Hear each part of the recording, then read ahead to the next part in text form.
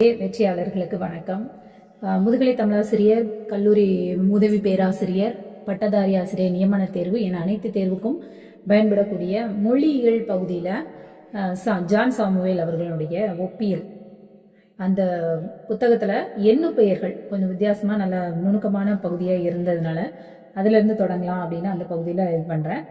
நிறைய பல அரிய தகவல்கள் இதில் இடம்பெற்றிருக்கு. ஸ்கிப் பண்ணாமல் அப்படியே நிச்சயங்க பாருங்கள், நிச்சயம் பயனுள்ளதாக இருக்கும். சேனலை முதல் முறையாக பார்க்குறீங்கன்னா சப்ஸ்கிரைப் பண்ணிக்கோங்க. உங்களுடைய நண்பர்களுக்கும் இதை பகிருங்க. இந்த எண்ணு பெயர்கள் அப்படிங்கிறது மூவிட பெயர்கள் போன்று அந்த நிறைய மாறுதல் இல்லாமல் திராவிட மொழிகள்லையும் இருக்கு. அப்போ எண்ணு பெயர்கள் எதை போன்று, நல்ல டேஸை போன்று அப்படின்னா மூவிட பெயர்களை போன்று. அது மாதிரி எண்ணு பெயர்கள் மூவிட பெயர்களை போன்று குறுகிய வடிவங்களை பெற்றிருக்கிறது. அப்போ மூவிட பெயர்களும் எண்ணு பெயர்களும் குறுகிய வடிவங்கள் உடையதாக இருக்கிறது. மூவிட பெயர்கள் போன்று விழி வேற்றுமையினை இது ஏற்பதில்லை. அப்படின்னா மூவிட பெயர்கள் விழி வேற்றுமை ஏற்கும், எண்ணு பெயர்கள் விழி வேற்றுமை என்ன செய்யாது, ஏற்காது அப்படிங்கிறது. அதுக்கப்புறம் பெயரடைகள் தொடர்வதும் இல்லை. அதுக்கப்புறம் பாருங்க, இவை அக்ரிணை ஒருமை சுட்டு பெயர்களோடு இணைந்து வரும் அன்சாரியையினை ஏற்கிறது. அக்ரிணை ஒருமை சுட்டு பெயரோடு இணைந்து வரக்கூடிய அன்சாரியை. அப்போ அக்ரிணை ஒருமை சுட்டு பெயரோடு இணைந்து வரக்கூடிய சாரியை எது அப்படின்னு ஒரு வினா வரும். அது அன்சாரியை. அதையும் இது என்ன செய்கிறது, ஏற்கிறது. மற்றும் எண்ணு பெயர்களை இரண்டா பிரிக்கலாம். அது என்னன்னா எண்ணும் முறை பெயர்கள் மற்றும் எண்ணு பெயர்கள். எண்ணும் முறை பெயர்கள், எண்ணு பெயர்கள் அப்படின்னு இது இரண்டு வகையாக பிரிக்கப்படுகிறது. அப்ப இந்த எண்ணும் முறை பெயர்னா என்ன, எண்ணு பெயர்னா என்ன அப்படின்னு தெரியணும் இல்லையா? அதைத்தான் அங்க கொடுத்திருக்கிறாங்க. எண்ணு முறை பெயர் அப்படிங்கிறது என்னன்னா முதலாம், இரண்டாம் அப்படின்னு வரக்கூடியது எண்ணு முறை பெயர்கள். அதே இதுல 1, 2 அப்படின்னு வரக்கூடியத எண்ணு பெயர்கள் அப்படின்னு சொல்லி என்ன செய்யலாம், நம்ம எடுத்துக்கலாம். மாதிரி ஆங்கில மொழியில 1, 2 அப்படின்னு சொல்லக்கூடியத எண்ணு பெயர்கள் அப்படின்னும், அதுல இருந்து முற்றிலும் மாறுபட்ட ஃபர்ஸ்ட், செகண்ட், தேர்டு இப்படி வரக்கூடியத எண்ணு முறை பெயர்கள் அப்படின்னும் நம்ம என்ன செஞ்சுக்கலாம், எடுத்துக்கலாம். இதே இது பாருங்க, தமிழில் 1, 2 என்பவற்றோடு ஆம் என்ற விகுதி இணைந்து 1ஆம், 2ஆம் அப்படிங்கிறது வரும்போது எண்ணு முறை பெயர்கள் அமைகிறது. இவ்வாறு இல்லாமல் ஆவது அப்படின்னு வந்தா, அதாவது 1ஆவது, 2ஆவது அப்படின்னு வந்ததும் எண்ணுமுறை பெயர்களுக்கு அமைத்தலும் உண்டு. இதையும் எண்ணுமுறை பெயர்கள்ல அமைக்கிறாங்க. அப்போ 1, 2 மட்டும்தான் எண்ணு பெயர்கள். 1ஆம், 2ஆம், 1ஆவது, 2ஆவதுன்னு வந்தா அது எண்ணு முறை பெயர்கள். இந்த எண்ணு பெயர்கள் தனித்து வழங்கும் வடிவங்கள் என்ன செய்யல, தனித்து வழங்காமல் அடையாக வரும் 1, 2, 3 போன்ற வடிவங்களுமே என்ன செய்யுது, இருக்கிறது.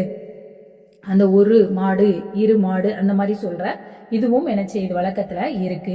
இவ்வெண்ணு பெயர் அடைகளோடு எண்ணு பெயரடிகள் இணைந்து, எண்ணு பெயரடையோடு ஒரு இருங்கிறது எண்ணு பெயரடை, இதோடு எண்ணு பெயர் அடிகள் ஒன்று சேர்வது, அதாவது 20, 30 போன்ற 10ற்கு மேல் வரக்கூடிய எண்ணு பெயர்கள் அதுவும் வடிவங்கள்ல என்ன செய்யுது, இருக்கிறது.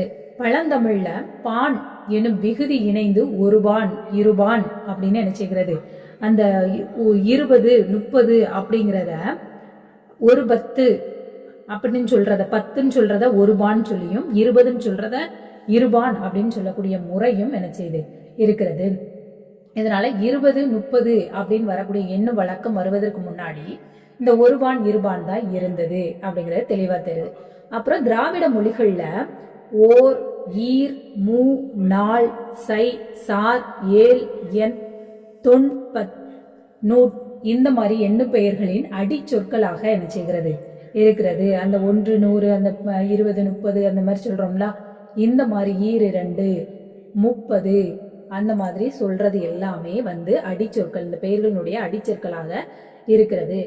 எண்ணு பெயர்கள் சில மொழிகள்ல மட்டும் இருக்கு. தமிழை போன்று எண்ணு பெயரோடு ஆம் விகுதி சேர்த்து எண்ணும் முறை பெயர் அமைப்பும் இதே மரபை மலையாள மொழியிலையும் காணலாம். அப்போ எண்ணு பெயர்கள் முறை அமைப்பு எதோடு அதிகமா இருக்கு அப்படின்னா மலையாளத்துல ஒத்து போறதா இருக்கிறது. இந்த மொழியில 2வது என்ற வடிவங்களில் உள்ள ஆவது என்பதற்கு பதிலாக ஆமத்த என்ற வடிவம் இருக்கிறது. 2ஆமத்த, 3ஆமத்த அப்படின்னு. இதுல மலையாள மொழியில ஆமத்த, இரண்டாமத்த, மூணாமத்த அப்படிங்கிறது இருக்கிறது. இதற்கு என்ன இதுனா, நமக்கு இரண்டாவது ஆவதுன்னு விடுறத இங்க என்ன செய்றாங்க, ஆமத்த அப்படின்னு கொண்டு வராங்க. இப்போ இதை வினாவா கேட்கணும் அப்படின்னா, இரண்டாவது என்பது மலையாளத்தில் எவ்வாறு குறிப்பிடப்படுகிறது, இல்ல கூற்று காரணம் கொடுத்து கேட்கும்போது மலையாள மொழியில எண்ணும் பெயர்கள்ல ஆவது என்பது ஆமத்த என்று குறிப்பிடப்படுகிறது.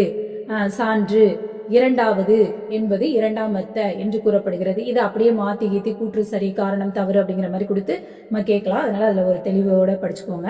அப்புறம் பார்த்தோன்னா, குயி மொழியில் எண்ணு பெயர்கள் எண்ணும் முறை பெயர்களை மாற்ற தரி என்பதை இதுல குயி மொழியில தரி அப்படிங்கிறத இணைக்கிறாங்க. அந்த சரி, அந்த ரீ அப்படின்னு வருதுல, சரி அப்படிங்கிறது 4, சரிட்டரி அப்படிங்கிறது 4ஆம் அப்படின்னு நினைச்சுகிறது வருகிறது. அதே இதுல தெலுங்கு மொழியில ஆவ எனும் எண்ணுமுறை பெயர் விகுதியாக இருக்கிறது. எடுத்துக்காட்டு 2 அப்படிங்கிறது ரெண்டோ, ரெண்டவா, ரெண்டோ, இந்த ஓவும் ஆவ அப்படிங்கிறதும் வருது.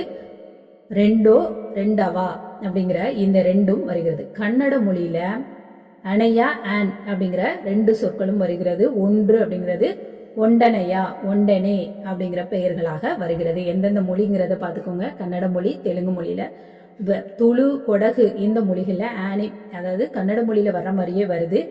நெஞ்சு, நுஞ்செடே அப்படிங்கிற பொருளாக வருகிறது.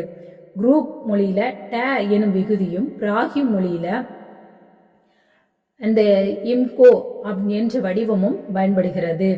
மால்டோ மொழியில இந்த எண்ணு பெயர்கள், மால்டோ மொழியில எண்ணும் முறை பெயர்கள் அனைத்துமே இந்து மொழியிலிருந்து கடன் வாங்கப்பட்டவை.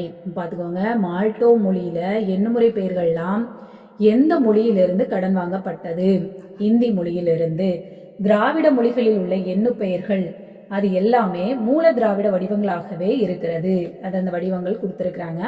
இவங்க அடுத்ததா பார்த்தோம் அப்படின்னா, ஒன்று அப்படிங்கிற எண், ஒன்று, ஓர், ஒரு என்று என்பன ஒன்று என்ற எண்ணு பெயரினுடைய அடையாக இருக்கிறது. அப்போ ஒன்று என்ற எண்ணினுடைய அடை எதெல்லாம் அப்படின்னா ஓர், ஒரு அப்படிங்கிறது தான். அதுக்கப்புறம் இதுல ஓர் அப்படிங்கிறது உயிரை முதலில் கொண்ட பெயர்களுக்கு முன்னரும், ஒரு என்பது மெய்யை, ஓர்னா வேறுபாடு பாருங்க, ஓர் உயிரை முதல்ல கொண்ட பெயருக்கு முன்னரும், ஒரு அப்படிங்கிறது மெய்யை முதலில் கொண்ட பெயருக்கு முன்னரும் இடம்பெறும். இதுவும் நமக்கு சரியான கூற்றுல கேட்கறதுக்கு வாய்ப்பு இருக்கு. ஓர் என்பது மெய்யை முதலாக கொண்டு பெயர்களுக்கு முன்னர் அப்படிங்கிறதுக்கு பதில் வினைக்கு முன்னர் வரலாம் அப்படின்னு கொடுக்கலாம். அப்ப இதை கொடுக்கும்போது இந்த வாக்கியத்தை தெளிவா தெரிஞ்சுக்கணும். ஓர் உயிர், ஒரு மெய், ஓர் உயிர், ஒரு மெய் அப்படின்னு ஞாபகம் வச்சுக்கோங்க. அடுத்து இந்த 2 வடிவங்களும் மூல திராவிட வடிவங்கள் தான் அப்படின்னு சொன்னது யாருன்னா யமனோ. எந்த 2ம்? இந்த ஓர், ஒரு, இது 2மே மூல திராவிட வடிவங்கள் தான். இந்த வடிவங்களுக்கு நிகரா தெலுங்கு மொழியில ஒக என்ற வடிவம் இருக்கிறது. அப்ப தமிழ்ல ஓர், ஒரு சமமாக கன்னட, தெலுங்கில் என்ன இருக்கிறதுனா ஒக அப்படிங்கிறது. இந்த எண்ணு பெயர் அடைகள் உயர்திணை பெயர்கள், அக்ரிணை பெயர்கள் ஆகியவற்றிற்கு முன்னர் என்ன செய்கிறது? வருகிறது. அப்புறம் துளு மொழியில பார்த்தோம்னா ஓரி, ஓர போன்ற வடிவங்கள் இருக்கிறது. ஒரு, ஓர் அப்படிங்கிறதுக்கு தெலுங்கு மொழியில ஒக அப்படின்னு இருக்கு. துளு மொழியில ஓரி, ஓர அப்படிங்கிற வடிவம் இருக்கு. அதே இது தெலுங்கு மொழியில ஓக அப்படிங்கிறது வடமொழியில் உள்ள ஏக என்பதனுடைய திரிபாக சொல்லப்படுகிறது. அது யாருடைய கருத்துனா கால்டுவெல்லோட கருத்து. என்ன சொல்றாருன்னா, தெலுங்கு மொழியில உள்ள ஒக என்ற சொல் வடமொழியில் உள்ள ஏக என்பதன் திரிபு அப்படின்னு கால்டுவெல் கூறுகிறார். இப்படி கூறியவர் யார் அப்படின்னு வினா நமக்கு வரலாம். அடுத்து பார்த்தோம் அப்படின்னா, திராவிட மொழிகள்ல இந்த எண்ணு பெயர்கள் ஒன்று என்று இருப்பதால் அதன் அடையும் ஒன் என்று இருக்க வேண்டும். திராவிட மொழிகள்ல எண்ணு பெயர்கள் 1, 2ன்னு சொல்றோம் இல்லையா, அந்த மாதிரி ஒன்றுன்னு இருக்கிறதுனால அதனோட அடை ஒன்னா, ஒன் அப்படின்னு இருக்க வேண்டும். ஆனா ஒரு, ஓர் என்று காணப்படுகின்றது அப்படின்னு சொல்லிட்டு இதனை விளக்குறதுக்கு யமனோ ஓர் என்னும் வடிவம் இரு, ஈர் என்பவற்றின் ஒப்புமையாக்க இதனுடைய ஒப்பீடாக வந்திருக்க வேண்டும் அப்படின்னு விளக்கம் கொடுக்கிறாரு. யாரு? யமனோ. டாக்டர் கால்டுவெல் என்ன சொல்றாங்கன்னா, திராவிட மொழிகளில் உள்ள ஒன்று எனும் எண்ணு பெயர் இந்தோ ஐரோப்பிய மொழிகளில் உள்ள ஒன்று என்னும் எண்ணை குறிக்கும் வடிவத்தோடு தொடர்புடையது. கால்டுவெல் திராவிட மொழிகளில் உள்ள ஒன்று எனும் எண்ணு பெயர் இந்தோ ஐரோப்பிய மொழிகளில் உள்ள ஒன்று என்ற எண்ணை குறிக்கும் வடிவத்தோடு தொடர்புடையது அப்படின்னு விளக்குறவர் யாருன்னா கால்டுவெல். அடுத்ததாக 2. இவ்வெண்ணு பெயர் கோடா, தோடா, கொடகு, கன்னடம், துளு. கோடா, தோடா, கொடகு, கன்னடம், துளு போன்ற தென் திராவிட மொழிகள்ல ஐட், இட், தண்டி, இராடு, ராடு அப்படிங்கிற பல திரிபுகள்ல வழங்கப்படுகிறது. தெலுங்கு மொழியில 2 என்னும் வடிவமும், கடபாவில் இண்டி அப்படிங்கிற வடிவமும், பெங்கோ, மண்டா போன்ற மொழிகள்ல ரீ என்ற வடிவமும் இருக்கிறது.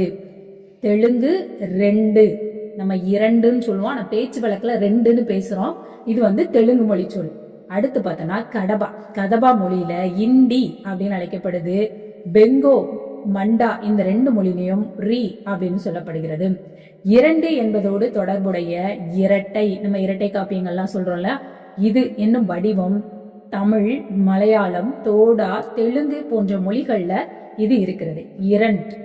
இரண்டி அப்படிங்கிற மாதிரி வடிவங்கள்ல தோன்றி இருக்க வேண்டும் அப்படின்னு நினைச்சாங்க சொல்றாங்க. யாருன்னா சி.வை. சண்முகம் பிள்ளை அவர்கள் அந்த மாதிரி சொல்றாரு. இந்த கருத்தை சொன்னது, இந்த 2 தோடா, கோடா அந்த வடிவங்கள் இந்த மாதிரி இருக்கிறது அப்படிங்கிற கருத்தை சொன்னது யாருன்னா சி.வை. சண்முகம் பிள்ளை அவர்கள். அவர் தான் சொல்றாங்க. இதன் எண்ணு பெயரடைகள் ஈர், இரு என்று அப்படி இருக்கு. இதுல ஈர் அப்படிங்கிறது உயிரை முதலாக கொண்ட சொற்களின் முன்னரும், இரு அந்த ஓர், ஒரு சொன்னோம்ல, அதுக்கு அதே இருக்கிறதே மாதிரிதான் ஞாபகம் வச்சுக்கோங்க. ஓர்ன்னு சொன்னா உயிரை முதலாக உடைய சொற்கள் முன்னரும் கொண்ட பெயர்களுக்கு முன்னரும் அப்படின்னு பார்த்தோம். இங்க சொற்களின் முன்னரும். இரு அப்படிங்கிறது மெய்யெழுத்தை முதலாக கொண்ட சொற்களின் முன்னரும் இடம்பெறும் அப்படின்னு சொல்லப்படுகிறது. தமிழ், பெங்கோ, பிராகி போன்ற எழுத்துக்கள்ல இந்த எண்ணு பெயர், அந்த 2 எண்ணு பெயரடை உயர்தனை பெயர்களின் முன்னரும், ஏனைய மொழிகள்ல அக்ரிணை பெயர்களுக்கு முன்னாடி. அப்போ உயர்தனை பெயர்களுக்கு முன்னாடி இந்த இரு, ஈருங்கிற பெயரடை வர்றது எந்த மொழியிலாம் பார்த்தோம்னா தமிழ், பெங்கோ, பிராகியு தமிழ்லையும் அப்படிதான் வருகிறது உயர்தனை பெயர்களுக்கு முன்னர்.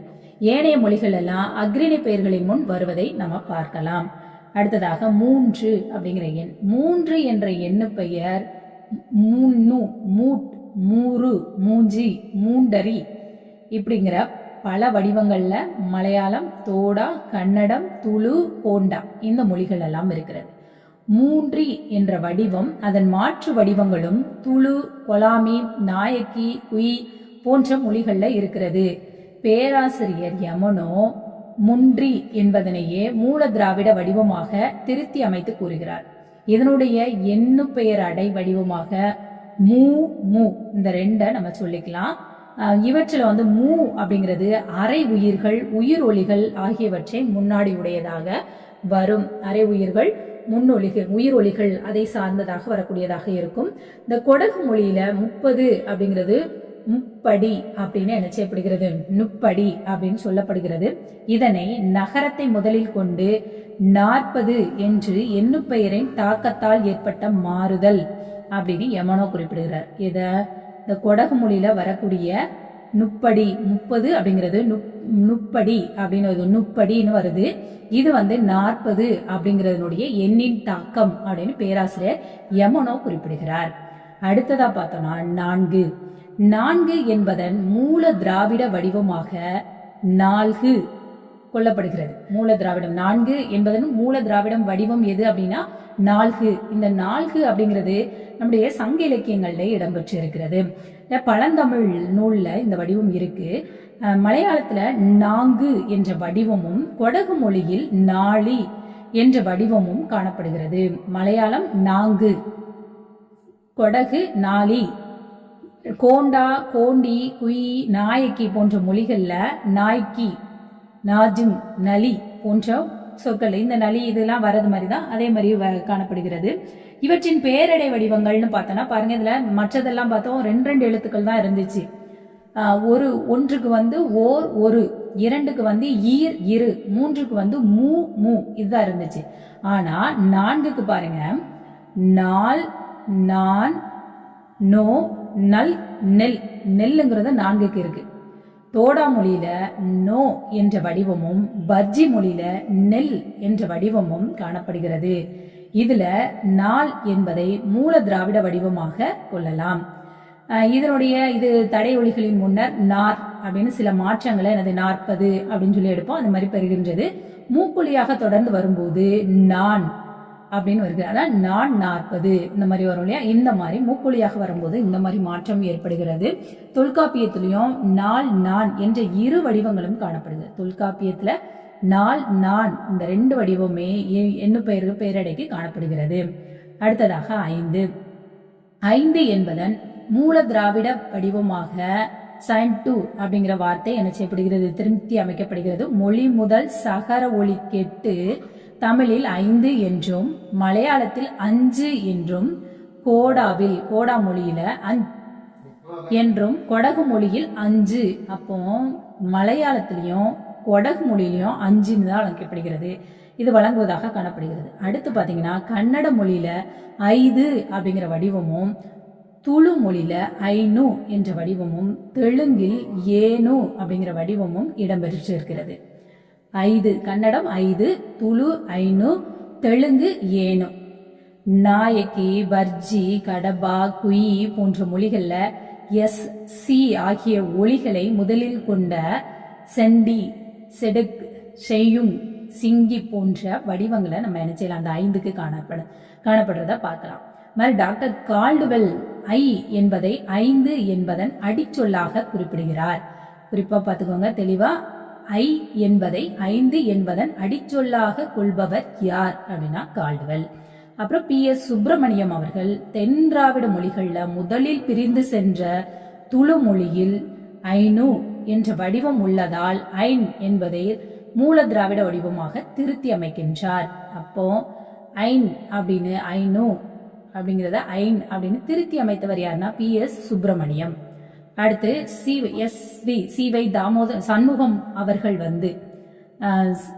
என்ன சொல்றாரு அப்படின்னா 5 என்பதன் அடிச்சொல் டாக்டர் கால்டுவெல் கூறும் ஐ அன்று என்பதை விளக்கி சொல்கின்றார். இவரு கால்டுவெல் சொன்னத எழுத்தையே ஐனு, அதான் மூல திராவிட மொழி அப்படிங்கிறதுனால ஐன் அப்படின்னு மாற்றி அமைத்தவர் PS சுப்பிரமணியம். SV சண்முகம் என்ன சொல்றாருன்னா, இந்த கால்டுவெல் சொன்ன ஐ அது கிடையாது, ஐன் என்பதே சரி அப்படின்னு சொல்லி என்ன செய்றாரு, மாத்துறாரு. அடுத்து மொழி முதல் சகர மெய்யை கொண்ட வடிவங்கள் முன்னால கூறிய நடுதிராவிட மொழிகள் நிறைய மொழிகள்ல இருக்கு. இந்த சகரம் தென் திராவிட மொழிகள்ல கெட்டு விடுகிறது. அப்ப மொழி முதல்ல சகரம் கெட்டுவிடக்கூடியது எதுல அப்படின்னா தென் திராவிட மொழிகள்ல. வர்றது எதுல அப்படின்னா நடு திராவிட மொழிகள். ஐ என்பது மூல வடிவம் என்றும் அது கை என்பதிலிருந்து தோன்றியிருக்கலாம் அப்படின்னு சொன்னது யாரு அப்படின்னா டாக்டர் மு வரதராசனார். ஐ அதனுடைய மூல வடிவம் அது கை என்பதிலிருந்து தோன்றியிருக்கலாம் அப்படின்னு. அடுத்ததான் நம்ம பார்க்க இருக்கிறது 6. இந்த 6 அப்படிங்கிற எண்ணு பேரணியும் அதன் சற்று தெரிந்த மாற்று வடிவங்களை தமிழ், மலையாளம், கன்னடம், கோடா, தோடா, கன்னடம், துளு, தெலுங்கு, கோலாமி, கொடகு, கோண்டா ஆகிய மொழிகளில் நம்ம பார்க்கலாம். கோண்டி, குயி, நாயக்கி போன்ற மொழிகளில் எஸ் ஒலிய மொழியின் முதலில் கொண்ட சரங், சாட்ஜி, சாட் போன்ற வடிவங்களாக அது என்ன செய்து இருக்கு. இதுல சாட்டு என்பதனே மூல திராவிட வடிவமாக கொள்வர். 6க்கு சாட்டு அப்படிங்கிறது மூல வடிவம்.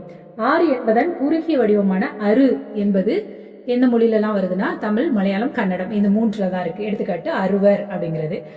அப்புறம் 6 என்பதன் பெயரடி வடிவமாக தமிழ், மலையாளம், கோடா, தோடா, கன்னடம் ஆகிய மொழிகள்ல அரு அப்படிங்கிறது காணப்படுகிறது பெயரடையாக. அடுத்து 7 தமிழ், மலையாளம், கன்னடம், துளு போன்ற மொழிகள்ல இந்த எண்ணு பெயர் நிறைய மாற்றம் இல்லாம அப்படியே இருக்கிற மாதிரி இருக்கு. அடுத்து பார்த்தோம்னா கோடா மொழியில EY என்ற வடிவமும் தோடாவில் OW என்ற வடிவமும் போண்டி மொழியில் இறங் அப்படிங்கிற வடிவமும் என்ன செய்யுது இருக்கு. இதுல அந்த ஏல் அப்படிங்கிறது தான் மூல திராவிட மொழி. போட்டு எல் போட்டிருக்கு. ஏல் அப்படிங்கிறது தான் மூல திராவிட வடிவம். 70, 700 இந்த வடிவங்கள்ல முதல் உயிர் குறுகி காணப்படுகிறது. அதாவது 7 அப்படிங்கிறதுல இந்த உயிர் வந்து இந்த நெடில் எழுத்து குறுகி ஒலிக்கிறது. தெலுங்கு மொழியில் 7 என்பது ஏடு அப்படின்னு திரிகிறது. தமிழ்ல உள்ள லகரமெய் வந்து தெலுங்குல டகரமெய்யாக மாறுறது இயல்பா உள்ள ஒரு செய்தி. அப்போ இதுவும் கூடுதலான ஒரு விதி. எண்ணு பெயரை தாண்டி ஒரு செய்தி லகரமெய் வந்து டகரமாக எந்த மொழியில் மாறும் அப்படின்னா தெலுங்கு மொழியில் அப்படின்னு நம்ம எடுத்துக்கலாம். அடுத்து 8. 8 என்னும் வடிவம் தமிழ் மலையாளத்துல திரிபின்றி 8 அப்படின்னே இருக்கிறது. அப்ப தெரியாமல் இருக்கிறது எதுல அப்படின்னா தமிழ் மொழியிலையும்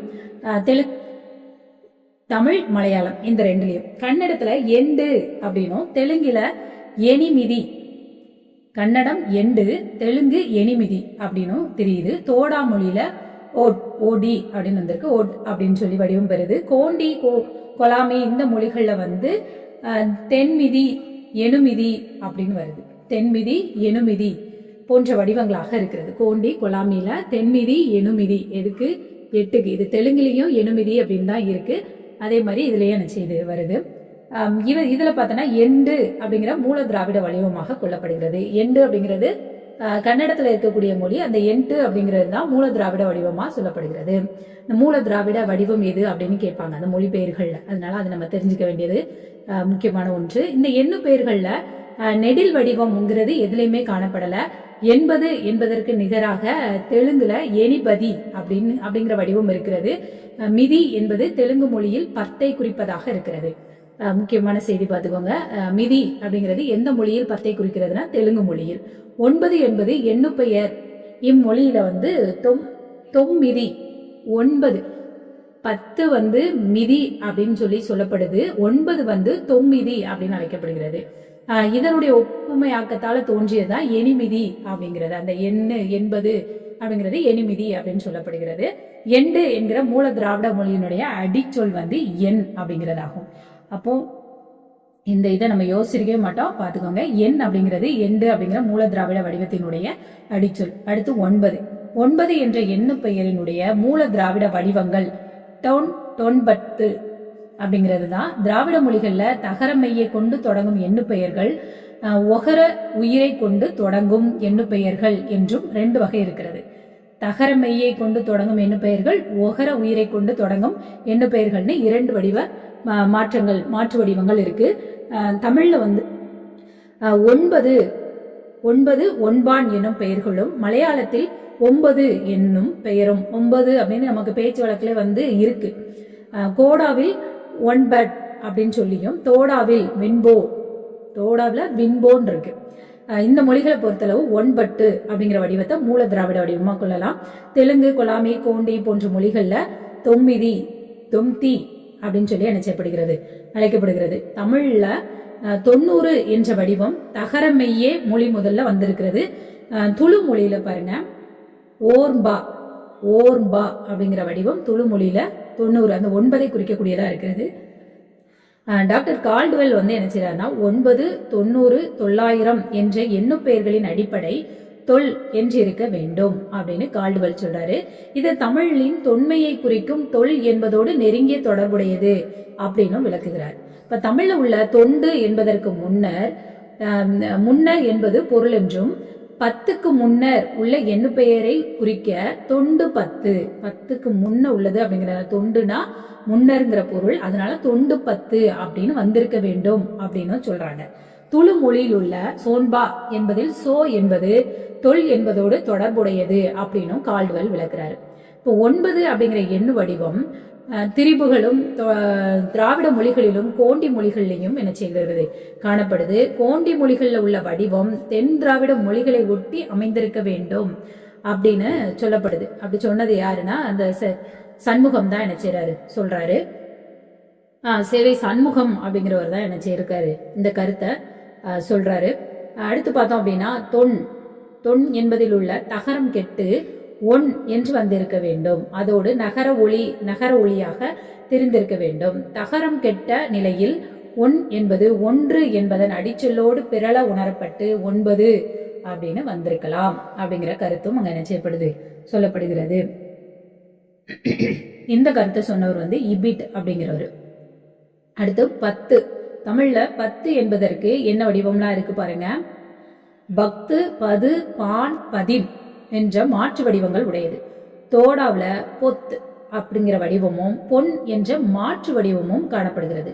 பொண்ணுலாம் யோசியே பார்த்துக்க மாட்டோம், 10க்கு வரும் அப்படிங்கிறது. தோடா மொழியில 10க்கு வந்து பொத்து, பொண்ணு 2 வார்த்தை இருக்கு. துளு மொழியில 10 என்பதன் மாற்று வடிவங்களாக பதுன், பது, வது. இதுல பது வந்து நமக்கு தமிழ்ல உள்ள அதே இருக்கு. அது மாதிரி இவற்றில் 10, பதின், பதி, பண், பது என்பன மூல திராவிட வடிவங்களாக திருத்தி அமைக்கப்படுகிறது. இந்த 10 அப்படிங்கிறதுடைய மாற்று வடிவங்களாக எந்த மொழிலாம் தெலுங்கு, கோண்டி, கொலாமி ஆகிய மொழிகள்ல பதின் அப்படிங்கிறது இருக்கு. பதின் அப்படிங்கிறது நம்மளுடைய மொழியிலேயே இருக்கு. அது போக தெலுங்கு, கோண்டி, கொலாமி இதுலயும் இருக்கு. அப்புறம் வந்து கோடா, கொடகு இந்த மொழிகள்ல பழந்தமிழ்லையும் இது இருக்கு. கன்னடத்துல 10 அப்படிங்கிறது ஹத்து என்று மாற்றப்படுகிறது. 10 ஹத்து அப்படின்னு மாற்றமடைகிறது. அதுக்கப்புறம் பாத்தீங்கன்னா தெலுங்கு, கோண்டி, கொலாமி ஆகிய மொழியில பதின்கிற வடிவம் இருக்குன்னு பார்த்தோம்.